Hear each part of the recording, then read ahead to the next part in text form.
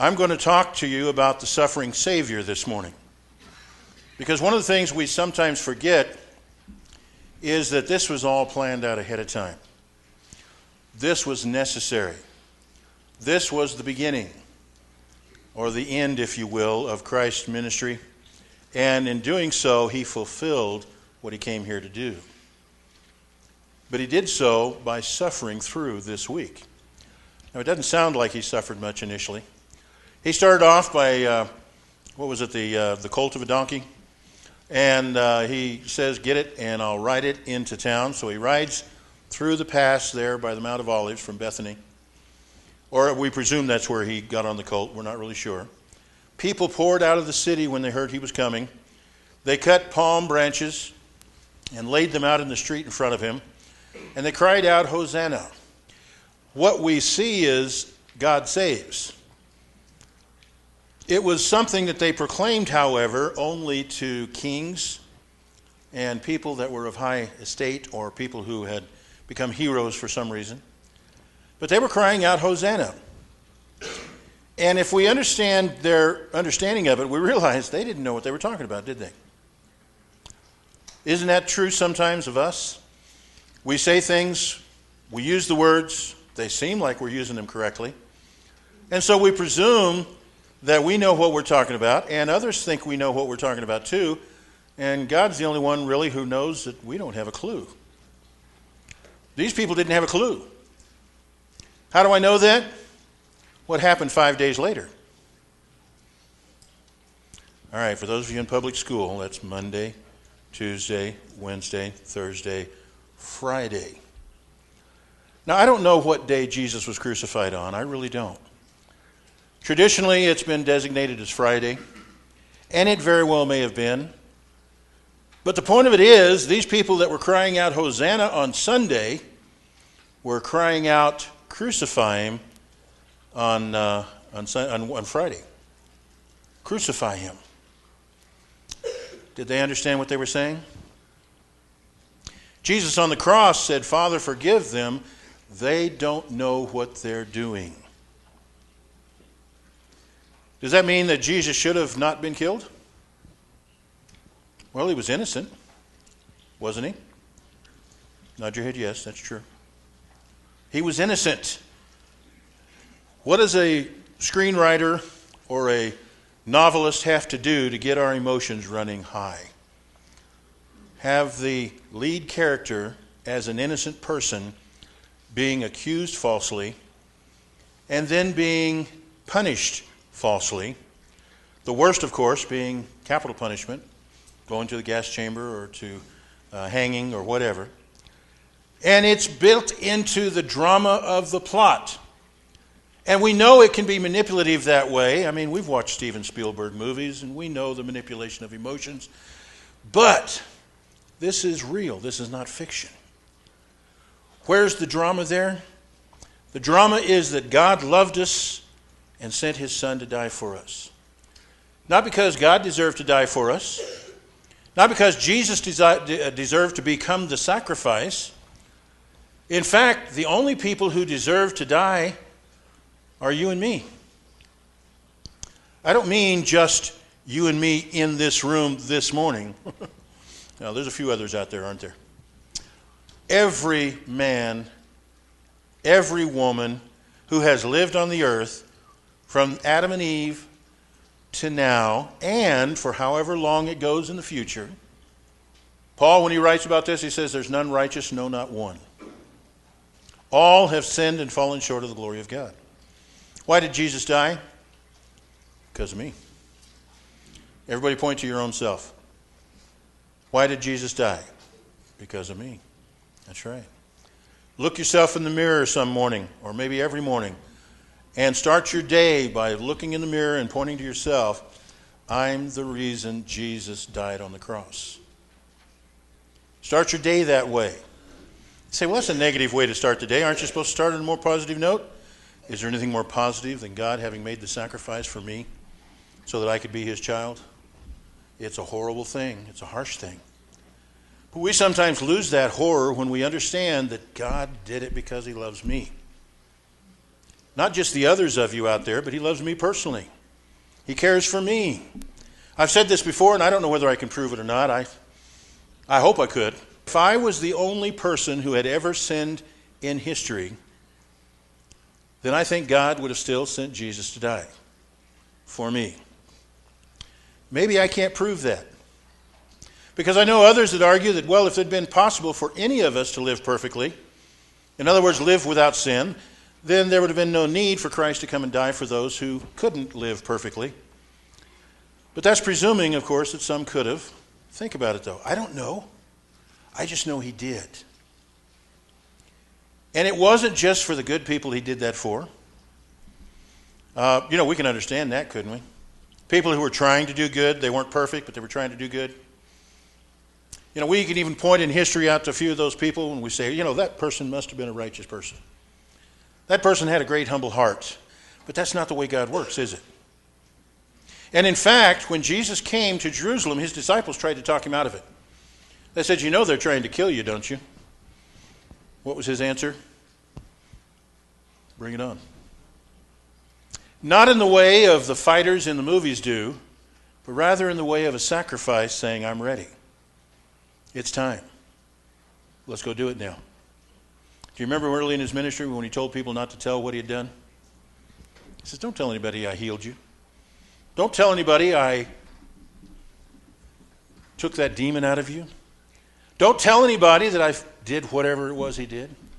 Somebody say, well, that's ridiculous. He shouldn't have ever said that. Yeah, he should have. He knew what people would do, and they did try several times. He had to do some things first, didn't he? He had to make sure the time didn't get cut short. But when it was time, then it was time. You remember when Lazarus died? They lived in Bethany. You know where Bethany is? There's actually several Bethanies in the land over there. But this one is right across on the other side of the Mount of Olives from Jerusalem. You think Jerusalem would have found out that he was there? You think Jerusalem, the priests and scribes and Pharisees would have found out he was there and made a move on him if they thought they could get away with it when he went to Lazarus' home and raised him from the dead? He did it anyway because he needed to. But then he went back to Galilee. Then he tells them, I'm going to Passover, going to Jerusalem, going to the temple. And his disciple says, no, you can't do that. Why not? Because they're going to kill you. He says, that's right. Matthew chapter 16, verse 21. From that time Jesus began to show his disciples that he must go to Jerusalem and suffer many things from the elders and chief priests and scribes, and be killed, and on the third day be raised. But look at the response. Peter took him aside and says, far be it from you, Lord, this will never happen to you. Do you think Peter understood? Obviously not. Hadn't Jesus told him outright? He had told him plainly, hadn't he? He had told him, he began teaching them even. He says, this is what the scriptures say must happen. I have told you this is what must happen. You knew this is what's going to happen, but you're still telling me. So he says, get behind me, Satan. One of the most bizarre statements ever made by Jesus. You are a hindrance to me, for you are not setting your mind on the throne of God, but on the things of man. Peter misunderstood. And as a result of that, he became one who hurt Jesus in preparation for what he had to do. As we look at this, we see this, get behind me, Satan. What do we think of when we think of Satan? When we think of temptation? Jesus actually went into the wilderness and was tempted of Satan. We have the three major temptations which are recorded. Then he says he tempted him with many other things. In fact, it says he tempted him with everything. I mean, throw the kitchen sink at him. Something might trigger his temptation and cause him to do wrong, but it didn't. But here's Peter saying, Jesus, we're not going to let you suffer and die. That will not happen. You remember what Jesus tells Peter when he tells him that last time? He says, you guys are going to run away. You're going to leave me. You're going to deny me. Peter says, never me, Lord. Well, that's a little harsh for Jesus to say that, wasn't it? What was he doing when he said it, though? Well, he was just telling them what was going to happen. He wasn't making Peter do it. He was just telling him how it was going to happen, how it was going to work out. He says, I'm going to be arrested, I'm going to go on trial, and I'm going to be killed. But before that, you're going to act as if I don't exist, that you're not my disciple. And Peter did deny Jesus 3 times, didn't he? Astounding. First of all, how could Peter do that? Haven't you ever thought that? How could Peter do that? How many of you in here said, I would have never done that? It's like the Jews in Jerusalem. Jesus talks about the prophets that their forefathers killed. They said, we wouldn't have done that. We wouldn't have killed the prophets. We'd have listened to them and been obedient. Sure you would. And Jesus is here, the Son of God, and you're doing what? Yeah. Kind of the proof's in the pudding, right? They were acting the way their fathers did. And he says, you're just filling up the cup of iniquity that your fathers started. And they were. But Peter here says, it's not going to happen to you, Lord. You're going to be protected. We're going to protect you. Mark chapter 8. He repeats, the Gospels repeat this story several times. Basically, at verse 31, he says the same exact story there. He began to teach them that the Son of Man must suffer many things and be rejected by the elders and the chief priests and the scribes and be killed, and after 3 days rise again. He began to teach them. The reason I wanted to give this lesson this morning is because of that understanding that the disciples were being taught that he was going to have to go through this. And yet they still refused to accept that it had to happen. You remember the mind of man versus the mind of God? We've discussed it off and on over the past months. And here in Matthew chapter 16, he says, you're showing the mind of man, not the mind of God. Your mind is not on the throne of God, it's on the earth. Peter, you're thinking like a man. Peter, you're thinking like a person who is made of flesh, not of the Spirit. Peter, you know better. Could have been saying, Haskell, you know better. Jim, you know better. Janice, you know better. Whomever. It doesn't matter what the name would have been, would it? You know better because I've been teaching you that this must happen.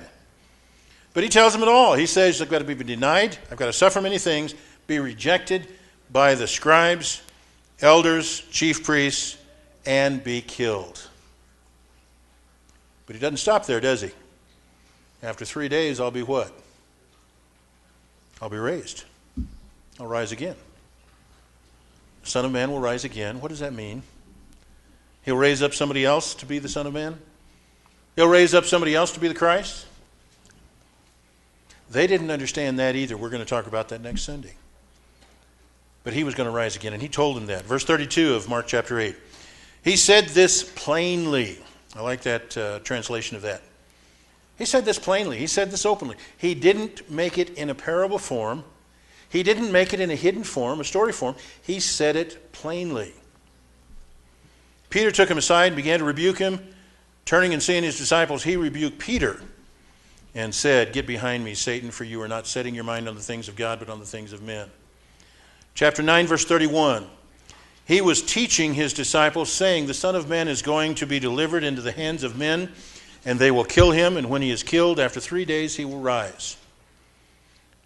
Verse 32, though, is the telling one there. But they did not understand the saying and were afraid to ask. I think I'd have been afraid to ask too, wouldn't you? He's told them that they need to understand. He's told them that they understand. That's the reason he doesn't teach them in parables. But he says the reason he teaches parables to the others is because the understanding is not given to the others. But his disciples were supposed to know better. Have you ever been in that position where you kept your mouth shut when you didn't understand? Maybe your boss was explaining something to you and presuming you understood because you were afraid to ask and say, man, I don't understand that. Because you're supposed to know what you're talking about when you're in the position you're in. Have you ever had that happen to you? I have.